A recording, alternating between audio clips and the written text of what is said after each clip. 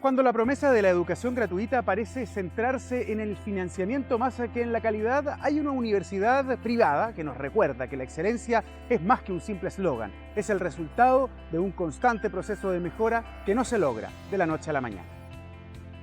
Hablamos de la Universidad Mayor, la misma que en 2010 logró ser la primera universidad chilena acreditada en Estados Unidos.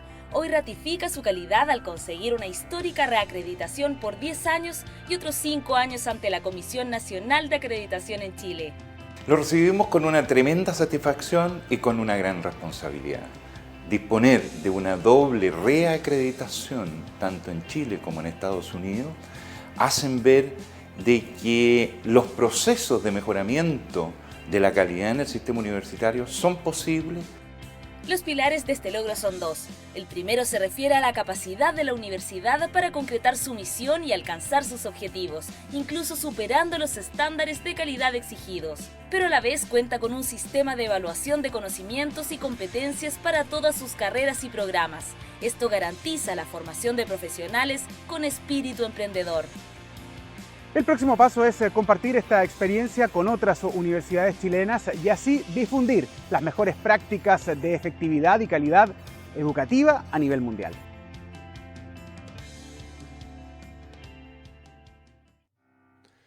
Ya, chiquillos, última clase del año, último repaso del año. Profesor, sigo sin encontrar la clase de polímeros número 18. La voy a publicar en Facebook entonces. Am, es larga este repaso es largo porque me pidieron dos materias, o las dos materias ganadoras para el repaso fueron Lewis y geometría molecular y química orgánica. Química orgánica en sí es una hora sola, así que vamos a partir inmediatamente con la geometría del Lewis y geometría molecular.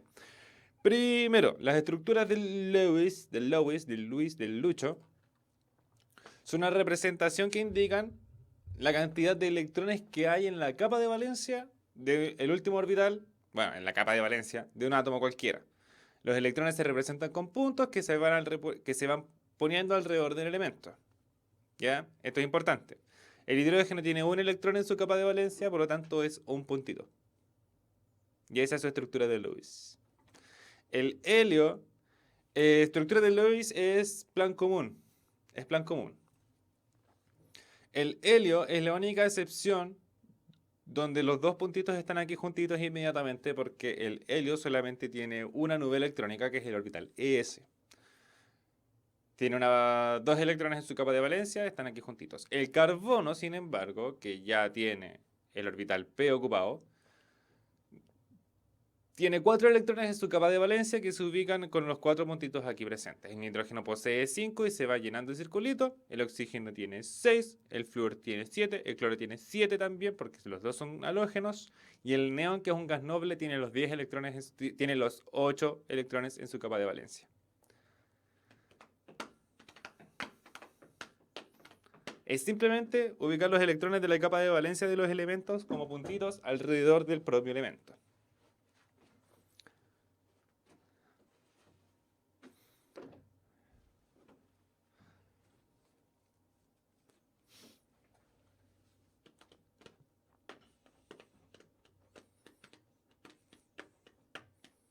¿Alguna duda hasta el momento de geometría de Lewis?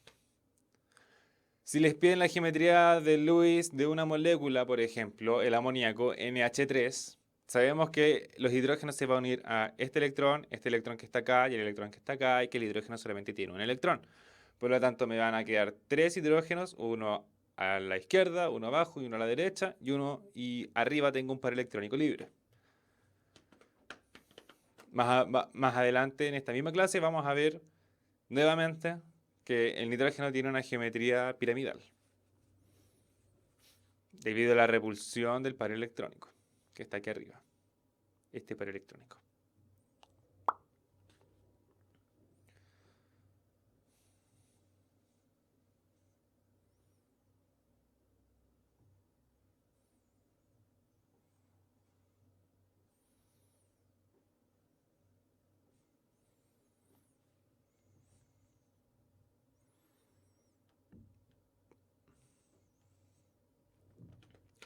Ninguna duda entonces con Lewis, ¿cierto? ¿Está claro lo que es la geometría de Lewis? Chiquillos, por favor, esta es la oportunidad que tienen para responder, porque el próximo miércoles no voy a verlos, porque esta es la última clase.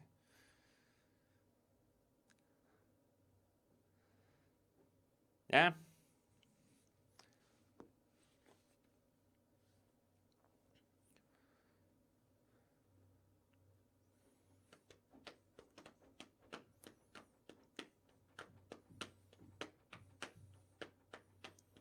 Todo claro entonces. Muy bien, vamos a ver la teoría de repulsión de los pares electrónicos de la capa de valencia.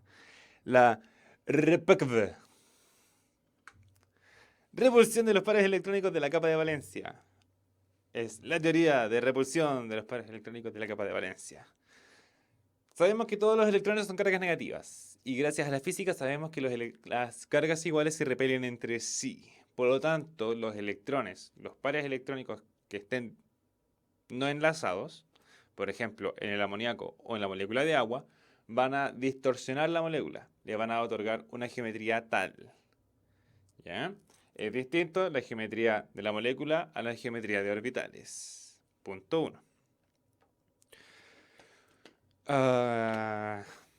La molécula va a optar por una geometría tal que la repulsión sea la mínima o la más distribuida. Así los pares electrónicos se ubican más separados posible para que la repulsión sea mínima.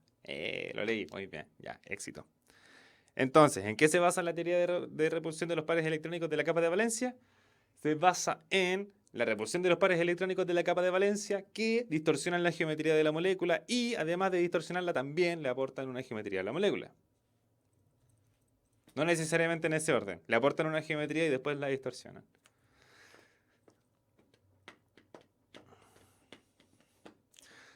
Ahora, la teoría de repulsión de los pares electrónicos de la capa de valencia solamente sirve para átomos pequeños o moléculas pequeñas. ¿Por qué? Porque solamente se basa en la capa de valencia. O sea, la teoría de repulsión de los pares electrónicos de la capa de valencia se basa principalmente en la capa de valencia. Porque ahí son los electrones de los que se repele, en la capa de valencia. ¿Ya? ¿Sí? No, ok, ya, muy bien. Moléculas sencillas, debido a que a medida que uno va avanzando en la tabla periódica, pueden haber muchos más electrones sobre todos los elementos de transición y los elementos de transición interna. Mentira, los elementos de transición interna, creo. Elementos de transición interna. Elementos como el cobre, el hierro, el zinc, el paladio, el platino, el oro, la plata, el cobre, zinc, vanadio, cromo, molibdeno, tungsteno. Todos esos metales poseen un orbital d ocupado, por lo tanto la geometría molecular no se cumple o no la puede predecir la teoría de repulsión de los pares electrónicos de la capa de valencia. Perfecto. Entonces, dependiendo del número de pares electrónicos de la capa de valencia, número de pares electrónicos, no de cuántos enlaces moleculares hay una diferencia. Pero, profe, un enlace iónico no se aplica a la teoría de repulsión de los pares electrónicos de la capa de valencia. Un enlace iónico, es que son conceptos distintos. Un enlace iónico es un enlace producido entre dos átomos con una gran diferencia de electronegatividad. La teoría de repulsión de los pares electrónicos de valencia determina la geometría que puede tener la molécula. Son cosas distintas.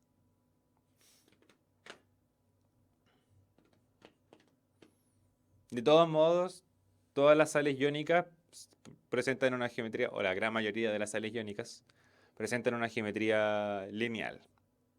¿Por qué? Porque comparten un par electrónico. Entonces yo tengo, por ejemplo, cloruro de sodio, tengo el cloro, una pelota y el sodio, y es un enlace solamente. Entonces, eso. Ya. En función del número de pares de electrones enlazantes o no enlazantes, es independiente, en torno al átomo central se pueden disponer de distinta manera, ya que de esta manera se obtiene la menor repulsión total. Si hay dos pares electrónicos en la capa de valencia, la disposición de los pares electrónicos va a ser lineal. Es decir, Paint. Es hora del Paint. Es hora del Paint. Paint. Es hora del Paint. Yo tengo un átomo aquí. Ahí tengo mi átomo. Uy, qué poco redondo. Este más redondo, mi átomo. Y va a ser un halógeno. Va a ser cloro. Y el cloro es verde. Para... No, no puede ser cloro. Va a ser un átomo que yo le pongo de color verde. Y tiene dos pares electrónicos en su capa de valencia. Tiene dos pares electrónicos. Ya sabemos que los pares electrónicos se pueden escribir como dos electrones, es decir, dos puntitos más chiquititos, chotocochi, que son de color negro, negro, negro, negro, o como una línea.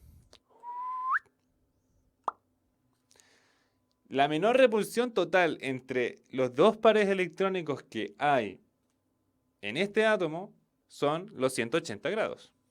180 grados por la izquierda, 180 grados por la derecha, 180 por el frente y 180 por detrás. Entonces la geometría de los pares electrónicos es lineal. Devolvámonos a la diapositiva. Trigonal plana. Si tiene 3 va a ser trigonal plana. ¿Por qué si tiene 3 va a ser trigonal plana? Porque ahora este que está aquí lo vamos a borrar. Adiós para electrónico. Y vamos a poner 3. Uno que está aquí y otro que está acá. Tienen 180 para adelante, tienen 180 grados para detrás, para atrás, para detrás. Buena. Y en la circunferencia que dibujan estos tres, tienen 60 grados de separación. 360. Tienen 120 grados de separación. Sí, tienen 120 grados de separación. Por tanto, la repulsión es la mínima. De todos modos, lo vamos a ver, así que vamos a continuar. Si tienen 4, la disposición es tetraédrica. Si tienen 5, es una bipirámide de base triangular, una bipirámide trigonal. Y si son 6 pares electrónicos, es un octaedro. Aquí estamos. Tenemos aquí se ve mejor. Aquí se ve mejor. Y la trigonal planar. Se ven los 180 por arriba y por abajo y los 120 que tienen por la circunferencia. Aquí tenemos la bipirámide trigonal. Son 2 pirámides de base triangular. Y aquí tenemos la geometría octaédrica. Porque tiene 8 caras. Esta pirámide es una bipirámide de base cuadrada, que son 8 caras, entonces es un octaedro. Entonces tenemos eso. Ya, perfecto.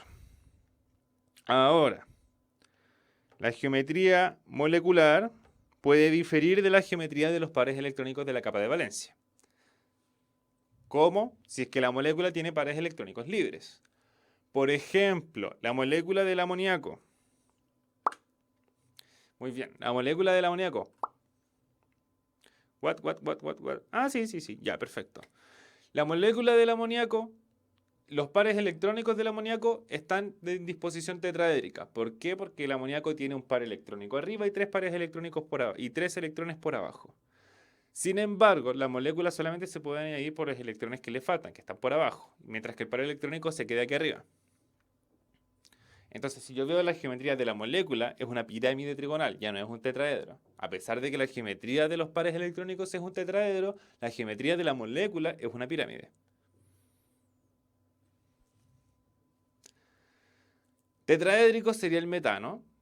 Simple. El carbono puede formar 4 enlaces. La disposición de esos 4 enlaces es la misma que la disposición de los pares electrónicos de su capa de valencia. Por lo tanto, ambas, la geometría de los electrones y la geometría de la molécula, es tetraédrica. Y tenemos el angular 104.5 grados.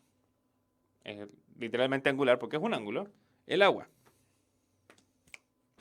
Porque el oxígeno, debido a la geometría de Lewis, el oxígeno, aquí está, posee 2 pares electrónicos libres y 2 electrones por los cuales se puede enlazar. Entonces, estos dos pares electrónicos disponibles, o sea, no enlazantes, me van a distorsionar la molécula. Al tiro leo la pregunta.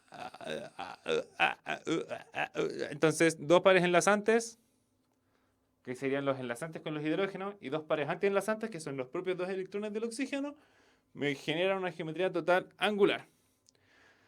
Por ejemplo, tengo dos moléculas, tengo cloruro de berilio y H2O. ¿Cómo sé cuándo es igual la geometría molecular y la electrónica?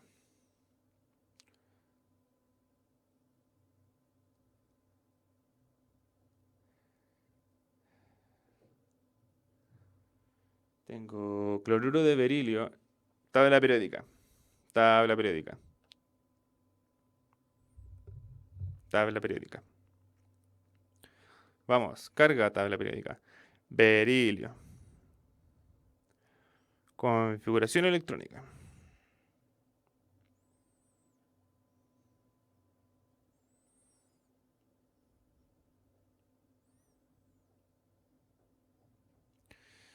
Es un 2s2. Ah, ¿cómo sé cuándo es lineal y cuál es angular? Bueno, primero. El berilio es del grupo 2. Está al lado del litio, por lo tanto puede perder 2 electrones. ¿Cierto? El berilio, como puede perder esos 2 electrones por ¿cómo se llama esto? Por electropositividad, por la teoría de la electronegatividad y la electropositividad, el berilio pierde esos 2 electrones. Por lo tanto, esos 2 electrones luego forman el enlace con el cloro, pero como no hay pares electrónicos alrededor del berilio, porque simplemente el berilio no los tiene, la disposición va a ser lineal. ¿Cierto? ¿Cierto que sí? El berilio no tiene pares electrónicos disponibles que distorsionen la molécula. La disposición más aceptable para que los electrones tengan la menor repulsión es una geometría lineal. El agua, en cambio, el oxígeno tiene 2 pares electrónicos que no forman enlace. Y son esos 2 pares electrónicos los que distorsionan la geometría molecular. La geometría de los electrones del oxígeno es tetraédrica.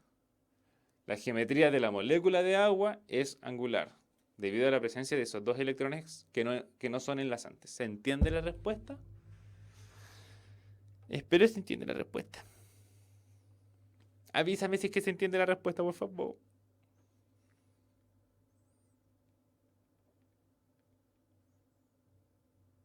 Y el ángulo del agua es de 104.5 grados.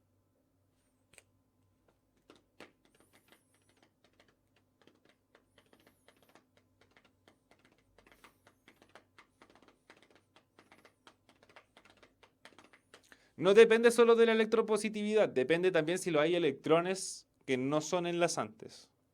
El berilio solamente tiene 2 electrones que me forman los enlaces, por lo tanto la molécula es lineal. Como no tiene electrones que puedan distorsionarlo, la molécula no se distorsiona. El oxígeno, en cambio, sí tiene esos 2 pares electrónicos que distorsionan la molécula.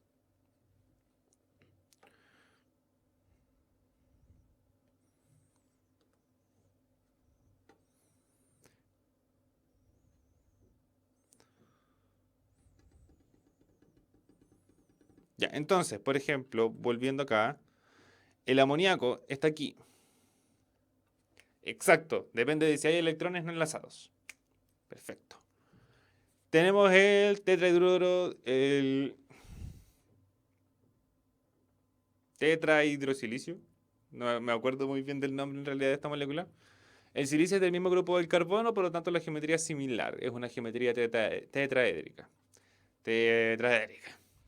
El amoníaco, hay un par electrónico que no alcanzo a anotar porque se corta mi dedo, pero que está. Está ese par electrónico ahí. Yo tengo los 4 enlaces. La disposición de los pares electrónicos es tetraédrica, pero debido a la presencia de ese par electrónico, la geometría molecular es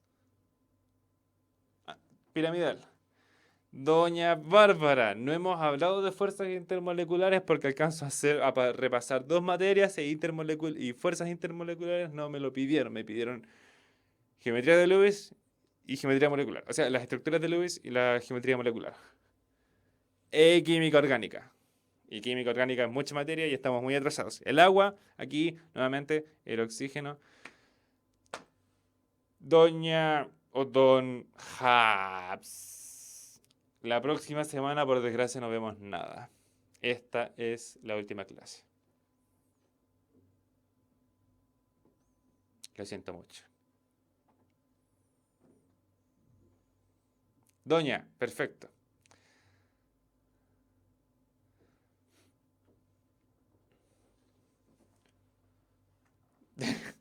Ya, continuemos.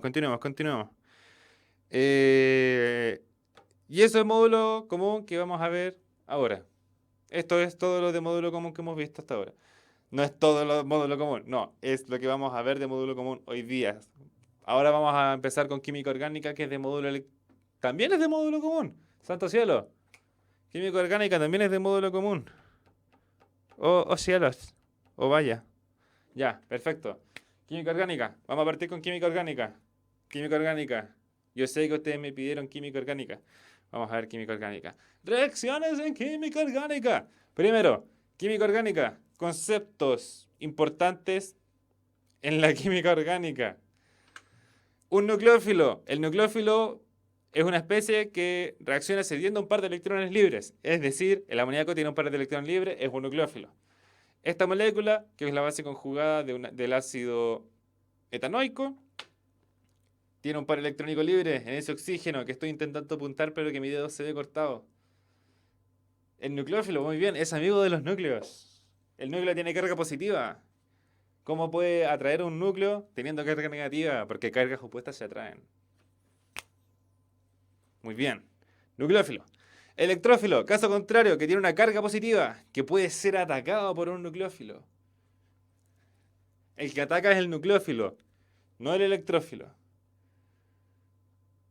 Salvo en sustitución electrofílica aromática, pero eso ya es materia de universidad. Es una especie que reacciona captando un par de electrones libres. Es decir, él ve un par de electrones libres y se siente atacado. Él ve a su amigo con alfajores y el amigo que tiene alfajores le tira los alfajores y él felizmente los capta. La mayoría son cationes, tienen carga positiva, por ejemplo, no es necesariamente ácido. No es necesariamente ácido. El hidrógeno sí, es ácido, pero el óxido nítrico no es ácido. Tiene que tener carga positiva.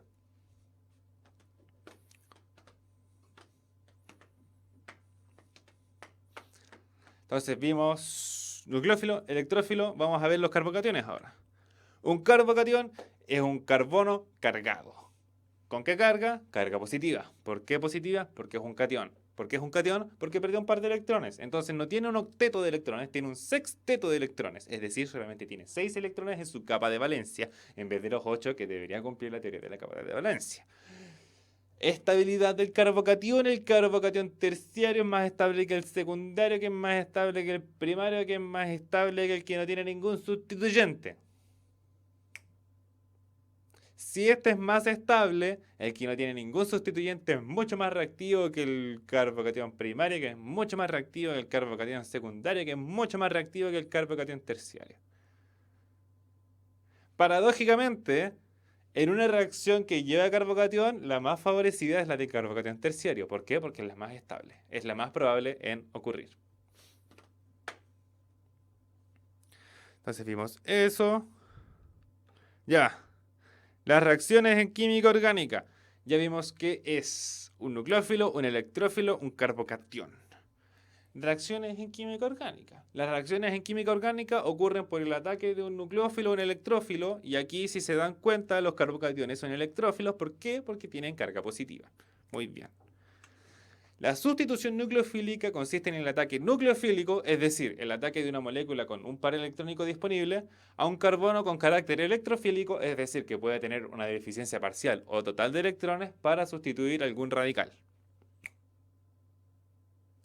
El cloro, por ejemplo, los halógenos, poseen una alta electronegatividad. Específicamente, este carbono que está aquí, el que está tapando mi dedo, tiene menor densidad electrónica que los que lo rodean.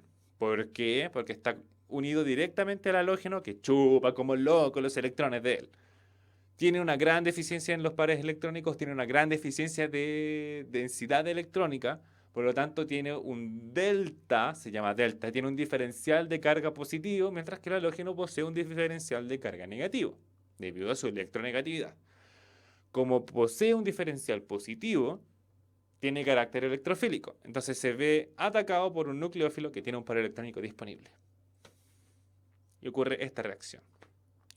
Hay dos tipos de sustituciones nucleofílicas. Está la unimolecular, que ocurre en dos pasos, con dos estados de transición y a través de un carbocatión terciario. Primero se ve la salida del grupo saliente, se genera el carbocatión y se ve atacado por el nucleófilo. El carbocatión es una molécula plana, por lo tanto el nucleófilo puede atacar tanto por la derecha como por la izquierda y por lo tanto se produce este efecto. Si el carbono es un carbono quiral, hay una inversión en su configuración. Si es aquiral, la configuración es la misma porque es aquiral.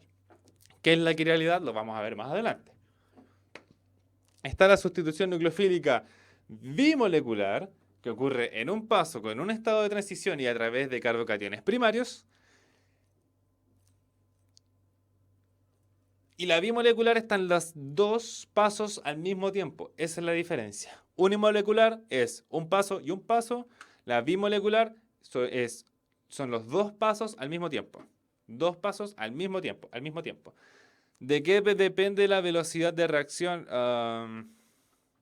De la facilidad del grupo saliente para salir, por ejemplo. De la cinética y estabilidad del grupo saliente, del tamaño del nucleófilo, de la disposición de los pares electrónicos del nucleófilo, de la facilidad de formación del carbocatión, por ejemplo, de la temperatura, si hay gases involucrados, de la presión. Todo eso puede afectar la velocidad. ¿Qué es un estado de transición? Es esto. El estado de transición lo que me indica es qué enlace se está rompiendo y qué enlace se está formando.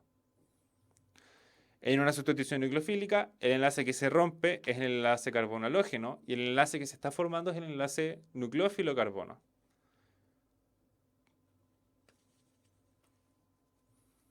Ocurren los dos pasos al mismo tiempo. Si el carbono es quiral, se produce una inversión total de la configuración y no se produce una mezcla racémica, que es el producto de una sustitución nucleofílica unimolecular, ya que más adelante vamos a ver que uno puede ser R y el otro es S, y eso vamos a ver más adelante qué es. Existe también la reacción de adición. La reacción de adición, por ejemplo, es cuando un grupo molecular completo o un grupo de átomos se une a una molécula insaturada, que era una molécula insaturada que posee dobles enlaces. Sigue las reglas de Markov-Nikov del señor Marco, don Marcos Nikos, del señor Markov-Nikov. ¿Qué nos dice? El átomo de hidrógeno se une al átomo de carbono insaturado con el mayor número de átomos de hidrógeno.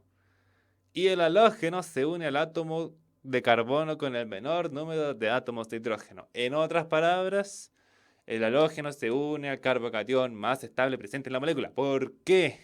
O al pseudocarbocatión. Yo veo estos dos carbonos que están participando en el enlace doble, ¿cierto? Si yo lo rompo o si les quito un par electrónico, me quedaría un carbocatión primario, que es muy inestable, y un carbocatión secundario, que es más estable que el primario. Por lo tanto, el hidrógeno va a atacar primero al más inestable, que es el más rápido, para formar el carbocatión secundario, y es este carbocatión secundario el que se ve atacado por el nucleófilo, que finalmente es el bromo.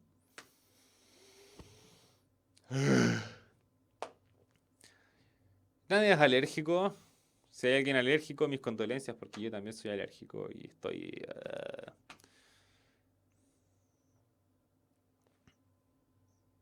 Entonces, regla de Markov-Nikov, el halógeno se une al carbocatión más estable o al pseudocarbocatión más estable.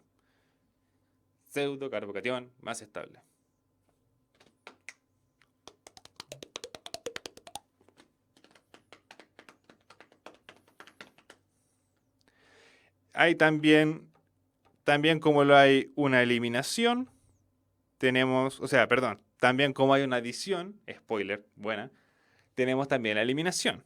La eliminación es cuando se eliminan grupos o átomos dentro de una molécula. Si la adición me abre un doble enlace para formar un enlace simple, la eliminación me cierra un enlace simple para formar un enlace doble. ¿Cierto, caché? Sí. Al igual que la adición, que sigue las reglas de Markovnikov, la eliminación sigue las reglas de Zaitsev. ¿Qué nos indican las reglas de Zaitsev? Que la reacción de eliminación se va a formar el alqueno con mayor grado de sustitución. En esta reacción tenemos el producto en mayor cantidad, el producto mayor y el producto menor, producto mayor y el producto menor, porque aquí ocurre un carbocatión. Se producen pseudocarbocationes secundarios, en cambio aquí se produciría un pseudocarbocatión primario y un pseudocarbocatión secundario.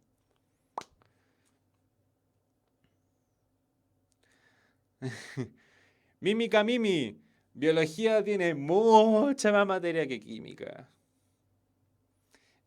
O también yo soy muy flojo como para estudiar tanta biología. Y mi memoria también es bastante mala como para estudiar biología. Y me gustan solamente partes de biología, puede ser por eso. Retírese nomás como usted quiera, señorita, a pesar de que esto entra en módulo común. Si usted quiere repasar el módulo común, quédese. Encantado, yo respondo todas sus dudas. Profesor, ¿se forman dos alquenos? En teoría... Ya, espera. Cronológicamente. Se forman dos alquenos, en la práctica sí, pero uno en mayor grado que el otro. La regla es esta. Este producto, el último producto, se ve mucho más favorecido que este que está trisustituido, que se ve mucho más favorecido que este que está disustituido, que se ve mucho más favorecido que este que está monosustituido, que se ve mucho más favorecido que el que no está sustituido. La regla de Zaitsev. Formación del producto con mayor grado de sustitución. El último de ella. Al que mi mano no alcanza a tapar. Todos los demás a la basura. No, mentira. Porque si solamente se pueden formar uno de estos, se va a formar esto en vez de estos. Pero si existe si existe la posibilidad de formar un producto tetrasustituido, se va a formar el tetrasustituido. Esa es la regla de Zaitsev.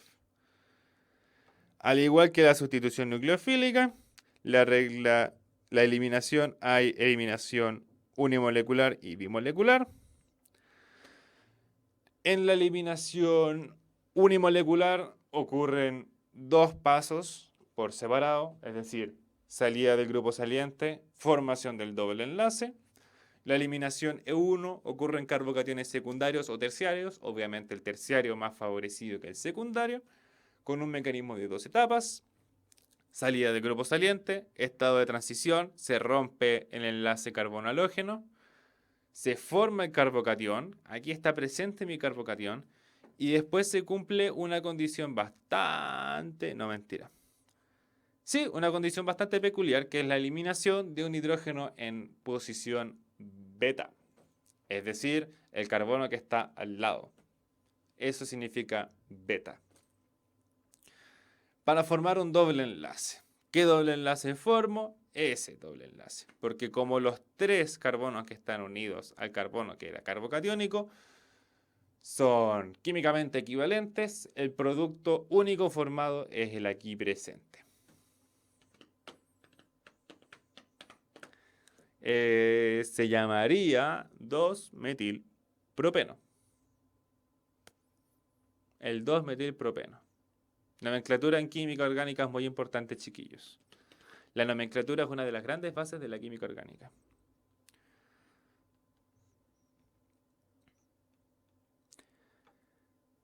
También, al igual, tenemos una eliminación E2, una eliminación bimolecular que ocurre en un paso, en el cual se ve la ruptura del enlace carbono-halógeno y la formación del doble enlace con la eliminación del hidrógeno en beta, para formar nuevamente el único producto que produce esta reacción de eliminación. Ocurre en carbocationes secundarios o primarios. Profe, ¿cuándo reemplazarán nomenclatura? Nomenclatura es de carbono y derivados del carbono, no de la clase de química orgánica. Así que por desgracia en esta clase no la vamos a repasar. Nunca es muy tarde para repasar nomenclatura en química orgánica. No, hay una guía como con chorrocientos mil ejercicios de nomenclatura en química orgánica. Si quieren la subo al grupo de Facebook para que puedan estudiar nomenclatura en química orgánica. Eso.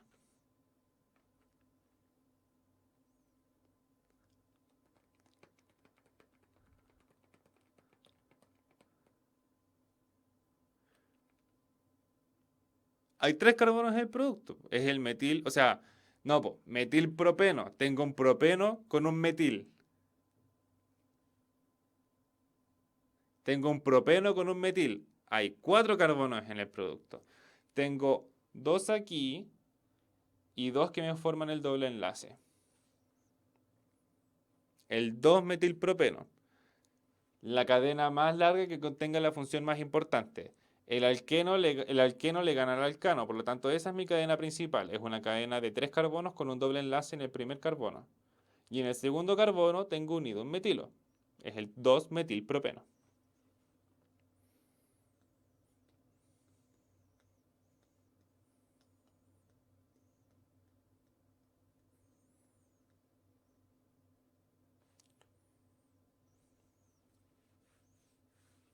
Perfecto.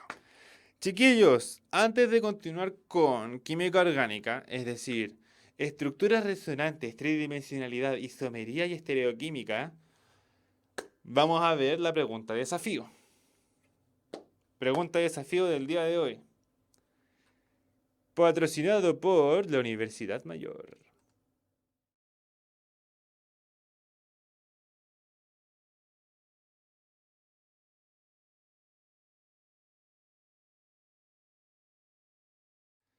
Tienen 2 minutos para responder la pregunta, chiquillos. Ya, aquí va. Aquí va. Aquí va. Ahí va.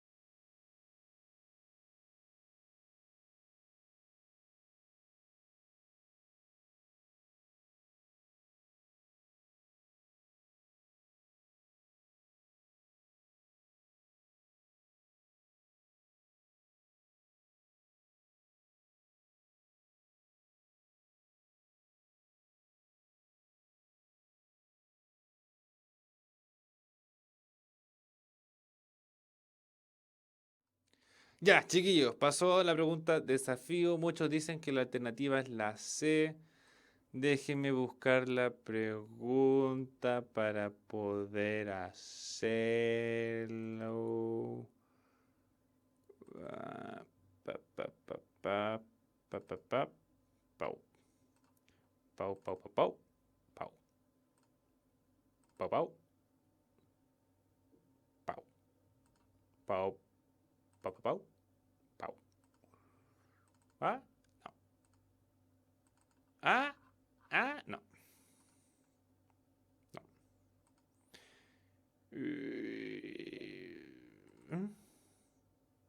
No, definitivamente no. Tampoco. Ah, no.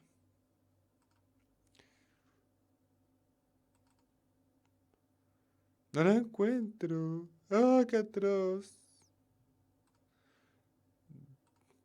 Ya, pero bueno, se las contesto así nomás, se las digo así nomás. 100 ml, una disolución desconocida, de concentración desconocida, pero en un litro, pero al diluir en un litro, su concentración es de 0,5 molar. ¿Cuál es la concentración inicial de la disolución? Yo diluyo en un litro. Si diluyo en un litro, el volumen final va a ser 1,1 litros.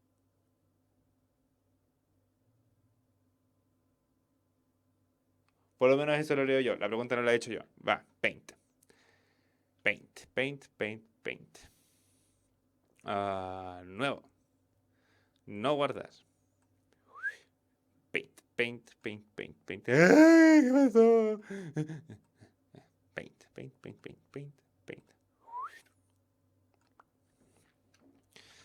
Diluyo, buena.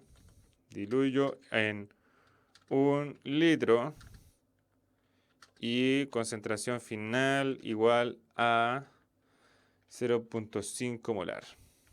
¿Cierto que sí? 0,5 molar. Yo partí con 100 ml, que son X. Son X molar. Y si diluyo en un litro, tengo 1,1 litro. Y eso es, ¿cuánto era? 0,5 molar.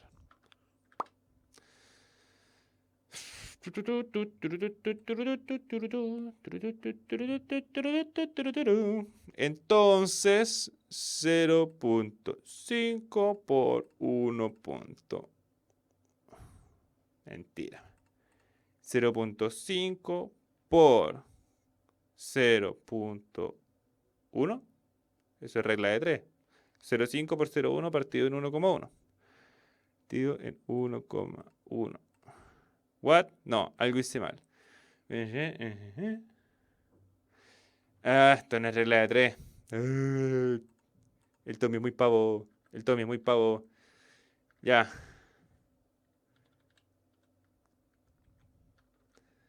Esto es disolución de... ¡Ay, que soy tonto! Esto es dilución de soluciones.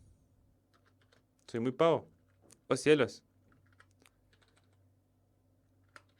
Ya, ahora sí. Sí, ahora sí. Entonces, X molar es igual a 1,1 por 0,5 partido en 0,1. ¿Sí? Calculadora. 1,1 por 0,5 tan 0,55 y partido en 0,1 es 5,5. Estimados que respondieron la C, muy bien. Me demoré más que ustedes en responder esta pregunta, muy bien. No guardar. Ya, perfecto. Ya, sigamos.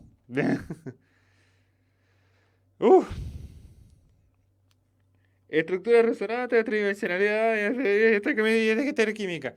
Ya, muy bien. Primero, resonancia. La resonancia ya la hemos visto antes, lo hemos analizado antes. ¿Qué es la resonancia? Es el movimiento de electrones en la nube pi. Consiste en la combinación de estructuras teóricas de una molécula, que son las estructuras resonantes en la resonancia, que mediante su combinación nos acerca más a la estructura real de la molécula. es decir, al híbrido de resonancia. Por ejemplo, el ejemplo más genial, más controversial del mundo, el del benceno. Tengo un libro inglés, primera edición de 1952, que habla de la teoría de la resonancia, es decir, se está aceptando. O sea, ya nosotros hablamos de la resonancia y para nosotros la resonancia es un hecho. Ahí recién se había aceptado que la resonancia era un hecho. O sea, que la resonancia ocurre. ¿Cuántos años tenían que haber pasado para eso? Es impresionante. Porque mucha gente pensaba que, o sea, los dobles enlaces son mucho más cortos que los enlaces simples. Sin embargo, la molécula del benceno representaba un enlace que era promedio entre un enlace doble y un enlace simple. Entonces la gente debatía, bueno, ¿es esta estructura la del benceno o es esta la estructura del benceno? Cuando en realidad es ambas. Es el híbrido de resonancia la estructura real del benceno. Y lo que nos indica el híbrido de resonancia es que tenemos la matriz, la estructura molecular, y tenemos la nube pi dando vueltas. Ya no es un enlace pi, es una nube pi resonante dentro de la molécula. Y eso es fantástico. Por ejemplo, la molécula del ozono, tenemos un doble enlace en este oxígeno, un enlace simple en este otro, luego tenemos un enlace doble en el otro oxígeno y un enlace simple en el anterior. La estructura resonante es la siguiente, que nos muestra cómo se van moviendo los electrones dentro de la propia molécula. Hay distintos efectos, dependiendo del grupo funcional, que afectan la resonancia. Tenemos el efecto mesomérico más M. El efecto mesomérico dona un par electrónico. O sea, el efecto mesomérico positivo dona un par electrónico. Por ejemplo, un alcohol, una amina, un éter. Aquí en este ejemplo tenemos un éter. El oxígeno dona un par electrónico. El oxígeno, como donó un par electrónico, queda con carga positiva. Hay un movimiento de electrones y finalmente queda un par electrónico en el carbono con carga negativa. Yo partí de una molécula neutra. Señorita, esto es módulo común porque esto es química orgánica y química orgánica ahora por algunas razones de módulo común en la PSU. La molécula es neutra. Tengo positivo con negativo, me da 0, es decir, neutro. Neutro, neutro, neutro. Caso contrario, tenemos efectos mesoméricos negativos, es decir, que en vez de donar electrones, captan electrones. Un grupo nitro, un nitrilo, acetilo, un carbonilo, donde la molécula donde el átomo terminal es altamente electronegativo. Esa es una gran diferencia. Aquí tenemos el oxígeno, que si bien es electronegativo, no es terminal, está en cadena. Aquí tenemos el mismo oxígeno que está terminal. Cuando es terminal, debido a su electronegatividad, le gusta mucho quedar con carga positiva. Si queda con carga positiva, genera un delta positivo. O sea, si queda con carga negativa, genera un delta positivo en este carbono que se ve atacado por el par electrónico disponible del doble enlace. El oxígeno me quedó con carga negativa, el carbono que se dio el paraelectrónico me quedó con carga positiva. Nuevamente paso de una molécula neutra a una molécula que es neutra. Más con menos me da 0.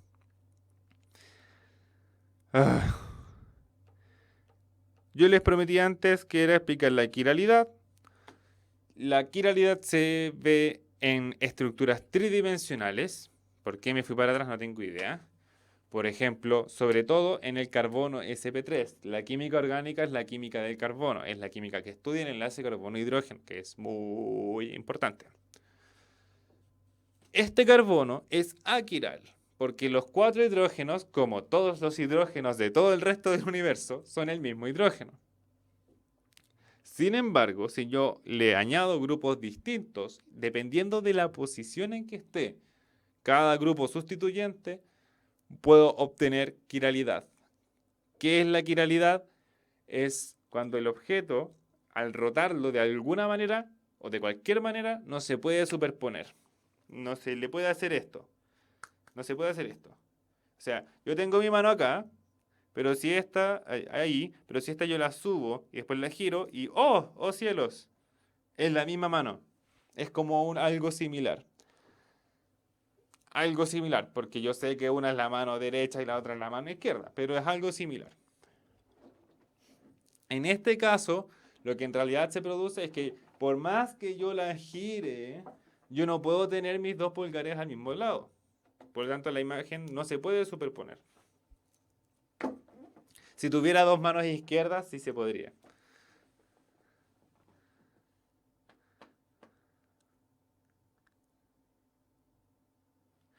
La cuestión silla, estructura silla. Oh cielos, no lo tengo acá. A ver. Doña Valentina, ya le respondí. ¿Cómo sé cuando me pregunta qué compuesto tiene más estructuras resonantes? Llegué después. El compuesto que más estructuras resonantes tenga es el compuesto que más doble enlaces pueda tener. Por ejemplo, esta molécula de acá tiene dos estructuras resonantes. Esta molécula resuena una vez, resuena dos veces, resuena tres. Esta estructura entonces tiene tres estructuras resonantes. Cada una de estas moléculas, el benceno, aquí se ven como dos, pero el benceno en realidad tiene tres estructuras resonantes también. El ozono tiene dos estructuras resonantes y eso solamente se ve cómo van cambiando los pares electrónicos. Aquí el propeno tiene dos estructuras resonantes también. El propenilo, porque es una carga positiva. Profe, no entiendo eso de la silla o bote o algo así de los isómeros. La silla y o bote se ven compuestos cíclicos que no son aromáticos. Por ejemplo, el ciclohexano. ¿Influye? ¿En qué influye? Influye en la estabilidad termodinámica de la molécula. Ya que los carbonos, dependiendo si es que están sustituidos o no, se arreglan de tal manera, igual que los electrones, de que la repulsión sea la mínima. En eso influye. Porque, por ejemplo, si yo dibujo un ciclo de 6 en el papel, la molécula se ve plana, pero la molécula no es plana, la molécula tiene tridimensionalidad. ¿Qué tridimensionalidad tiene? La más estable, una silla. Voy a ver si es que puedo dibujar una silla aquí en Paint. Ah, ¿qué? Ah, ya, muy bien, ya, estaba ahí, ¿cierto? Sí, ya.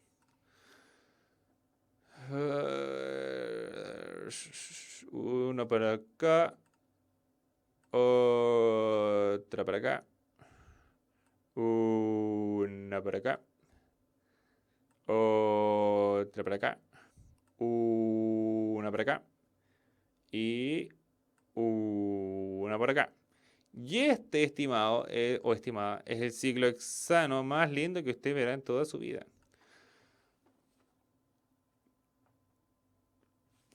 El carbono en el ciclohexano es completamente tetraédrico, por lo tanto, un dibujo del ciclohexano plano está mal, es erróneo porque no representa cómo es la molécula en la vida real, porque tiene geometría tridimensional. Y adopta esta posición. ¿Por qué? Porque es la que posee menor repulsión. No lo pasé porque no entraba en teoría, no entraba. Pero bueno, ahora me dicen que entra. Vamos a dibujar. Ya, chiquillos. Hemos vuelto. Por tiempo voy a tener que dejar de explicar esto, pero si yo pongo el OH en esta posición, las interacciones 1,3 se anulan. No hay una interacción 1,3 entre el grupo OH y los hidrógenos, porque el OH no está axial, está ecuatorial. Entonces esta es la configuración silla más estable.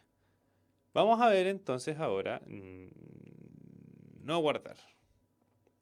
Ya vimos lo que era la quiralidad. No se puede superponer el objeto como una imagen, porque el objeto simplemente es distinto, y eso se da mucho en estructuras tridimensionales del carbono.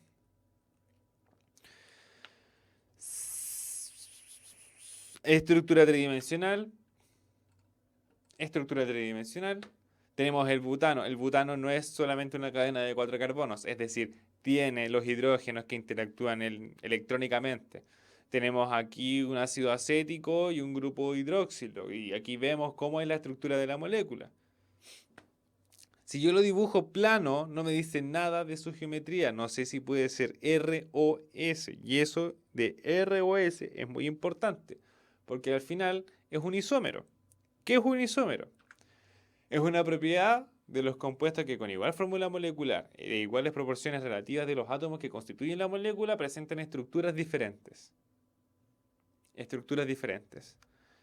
Por ejemplo, cada uno de estos son arreglos de 5 carbonos y de 12 hidrógenos.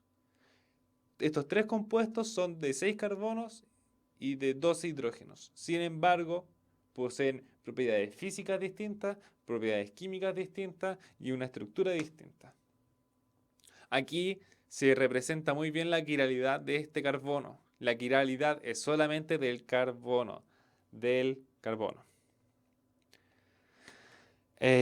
Isomería espacial. Uno de los tipos se llaman enantiómeros. Los enantiómeros tenemos el isómero S y el isómero R. ¿Cómo se nombran? De mayor peso molecular o de mayor número atómico a menor número atómico. El hidrógeno es el grupo menos importante, así que el grupo menos importante siempre se intenta dejar atrás para poder ver cómo rota de frente. Tenemos que el bromo es el grupo 1, el cloro es el grupo 2 y el flúor es el grupo 3. Por lo tanto, la molécula gira de esta manera, en sentido antihorario. Si gira en sentido antihorario, tenemos el isómero S. Si gira en sentido horario, tenemos el isómero R. ¿Qué diferencias hace? Uno de los dos isómeros desvía la luz hacia la derecha y el otro hacia la izquierda. Si lo desvía hacia la derecha, posee un signo de desviación positivo. Es la forma dextro de la molécula, de un alemán. Y si lo gira hacia la izquierda, es con el signo negativo, el isómero levo. Así se denomina. Si se presenta una mezcla equitativa de ambas especies, dicha mezcla se conoce como una mezcla racémica. Ahora, si están en mismas proporciones y se desvían equitativamente hacia la derecha y a la izquierda, no desvía la luz. ¿Por qué? Porque, por ejemplo, una la desvían 12 grados a la derecha, otra 12 grados a la izquierda, 12 menos 12 son 0. Esa es una isomería enantiomérica. Tenemos isomería diastereoisomérica, que también se conoce como la isomería cis-trans, que me indica la posición de los sustituyentes. Tenemos las posiciones cis, por ejemplo, el cis-diclorobenceno, tenemos el cis-2-buteno y el cis-dimetilpentano. Al igual que tenemos la forma trans-diclorociclohexano, perdón, es un ciclohexano, no benceno, mi culpa. Tenemos el trans-2-buteno y el trans-dimetilciclopentano. Nuevamente, poseen una reactividad química similar, propiedades físicas similares, pero desvían la luz en distintos sentidos. Los carbonos que están aquí presentes son quirales. Estos dos carbonos que están acá son quirales. Ahí también. Acá los carbonos también son quirales. Por lo tanto, uno es el carbono R y el otro es el S. Pueden ser los dos R, pueden ser los dos S.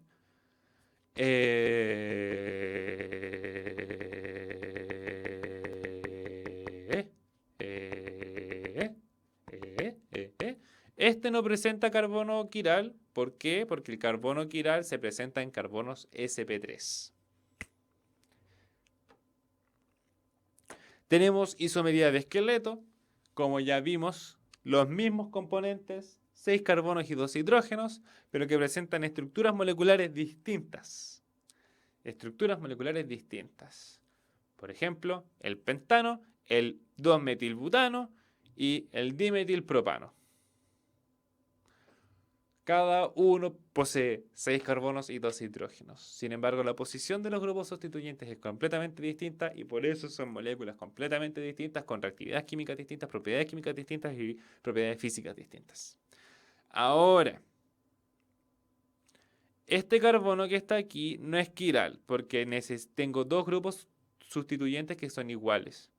Este carbono de acá tampoco es quiral, porque los grupos sustituyentes son iguales. Por lo tanto, una condición para que sea carbono quiral es que sus 4 sustituyentes sean distintos. Si tiene 2 sustituyentes iguales o más, ya no es carbono quiral, porque tiene un plano de simetría. Simplemente por ese hecho. Tenemos isomería estructural de posición, es decir, el mismo número de átomos, pero que el grupo funcional está en distintas posiciones. El grupo funcional de posición es cuando el grupo funcional... ¡Uy, las alergias me tienen loco!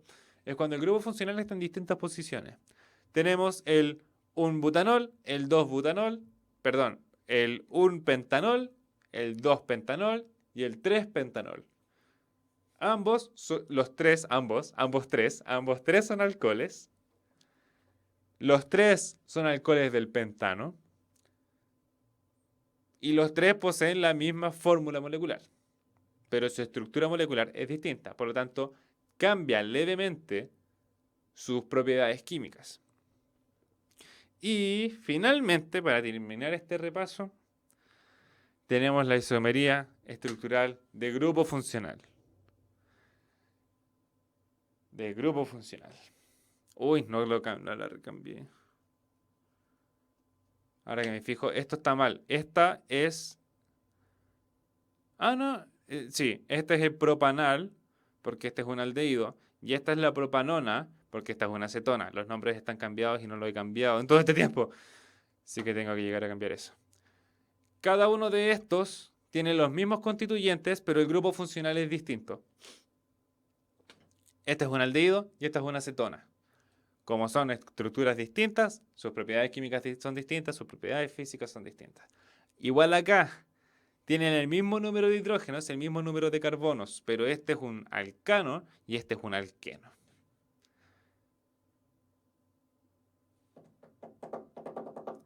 Y eso es todo por hoy, chiquillos. Éxito en la PSU. No es difícil. Les doy todo mi chi, todo mi chakra. Le hago una genkidama. Todos apoyemos a Goku para que Goku les dé todas las fuerzas posibles. Voy a hablar con mi estado avatar para que él los ayude a ustedes también. Y eso pues, chiquillos. Ha sido un gusto trabajar con todos ustedes todo este año. Que les vaya muy bien en la PSU. Descansen. No estudien tanto ahora. Ya vienen estudiando de todo el año. Así que descansen y después se vienen unas muy merecidas vacaciones. ¿Ya? Chiquillos, cuídense por favor, que les vaya muy bien. Éxito a todos. Nos vemos. Chao, chao.